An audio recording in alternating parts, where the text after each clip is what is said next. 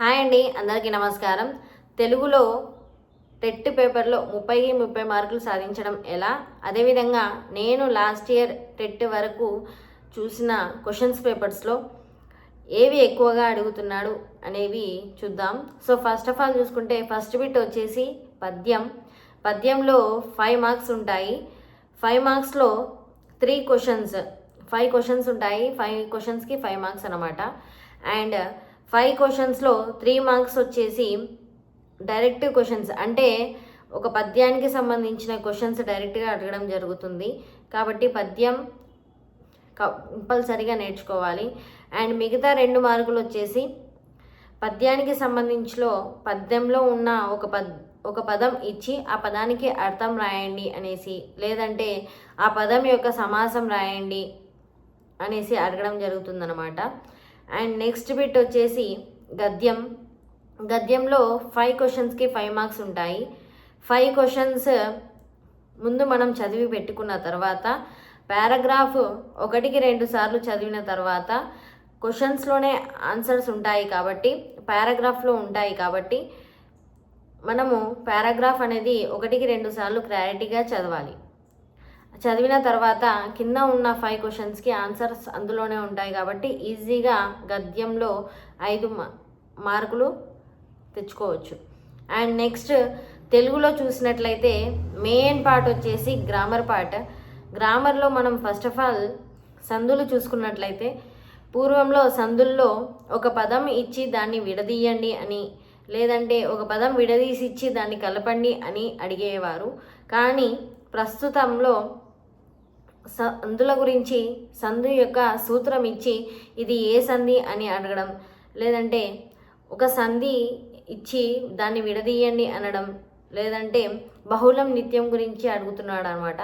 So మనం సందుల గురించి పర్ఫెక్ట్గా సంధి యొక్క డెఫినేషన్, ఆ సంధి ఏ డెఫినేషన్కి సంబంధించింది అనేది తెలిసి ఉండాలి. అండ్ తర్వాత చూసుకున్నట్లయితే సమాసాల్లో ద్వంద్వ సమాసం, ద్విగు సమాసం అనేవి ఉంటాయి. అండ్ లాస్ట్ ఇయర్ క్వశ్చన్ పేపర్లో అవ్యయం యొక్క డెఫినేషన్ అడిగేసి ఇది ఏ సమాసానికి సంబంధించిన డెఫినేషన్ అని అడగడం జరిగింది. కాబట్టి సమాసాల్లో కూడా మెయిన్గా మనం చదువుకోవాల్సింది డెఫినేషన్స్. మనకు డెఫినేషన్స్ వచ్చి ఉంటే కంపల్సరిగా అది ఏ సమాసానికి సంబంధించింది అనేది కంపల్సరిగా తెలుస్తుంది. కాబట్టి సమాసాల్లో కూడా డెఫినేషన్స్ కంపల్సరిగా చదువుకోవాలి. అండ్ నెక్స్ట్ ఛందస్సులో ప్రాస నియమాలు, యతిస్థానాలు, అక్షరాలు అడగడం జరుగుతుంది. కాబట్టి ఛందస్సు చాలా చాలా ఇంపార్టెంట్. తర్వాత ప్రకృతి వికృతుల్లో మనకి పేపర్లో 1కి 2 క్వశ్చన్స్ రావడం జరుగుతుంది. ప్రకృతి వికృతులు మనం చదివేటప్పుడు చాలా ఈజీగా అనిపిస్తుంది, కానీ కింద 4 ఆప్షన్స్ చూస్తే 1కి 2 అంటే ఒక ఆప్షన్కి 2వ ఆప్షన్ కూడా లింకప్ అయ్యే విధంగా ఉంటుందన్నమాట. కాబట్టి ప్రకృతి వికృతులను స్కిప్ చేయకుండా కంపల్సరీగా ప్రకృతి వికృతులు కూడా చదువుకోవాలి. అండ్ నెక్స్ట్ చూసినట్లయితే అలంకారాల్లో ఉపమాన అలంకారం, ఉపమేయ అలంకారం ఈ విధంగా ఉంటాయి. కాబట్టి అలంకారాల్లో కూడా డెఫినేషన్స్ కంపల్సరీగా చదువుకోవాలి. తర్వాత వచ్చేసి విభక్తులు కూడా చదువుకోవాలి. తర్వాత వచ్చేసి 1 లేదా 2 క్వశ్చన్స్ వచ్చే బిట్ వచ్చేసి అర్థాలు, నానర్థాలు, పర్యాయపదాలు. మనం ఒక లెసన్ అయిపోయిన తర్వాత దానికి సంబంధించిన అర్థాలు ఉంటాయి కాబట్టి ప్రతి లెసన్కి సంబంధించి అర్థాలు అనేవి కంపల్సరీగా చదువుకోవాలి.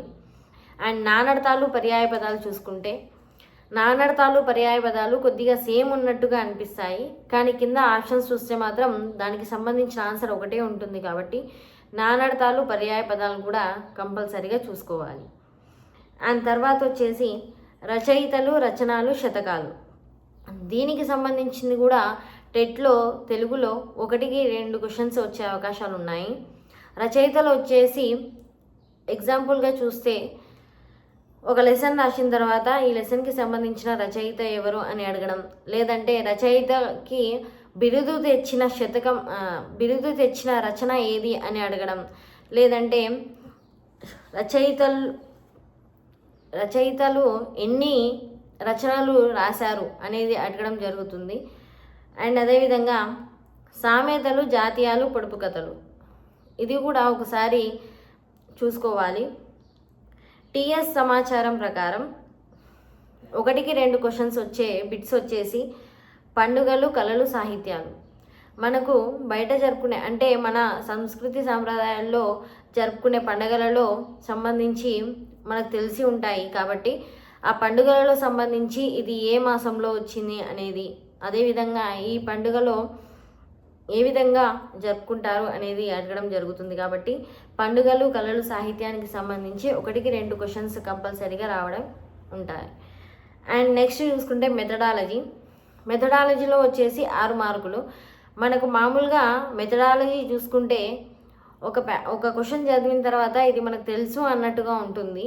కానీ ఒక ఆప్షన్ వచ్చేసి ఇంకో ఆప్షన్కి కంపల్సరీగా లింకప్ అయ్యి ఉంటుంది మెథడాలజీలో. కాబట్టి మెథడాలజీ కూడా కంపల్సరీగా స్కిప్ చేయకుండా చదవాలి. అలాంటప్పుడే మనకి తెలుగులో టెట్ పేపర్లో 30కి 30 మార్కులు సాధించే అవకాశాలు ఎక్కువగా ఉంటాయి. Thank you.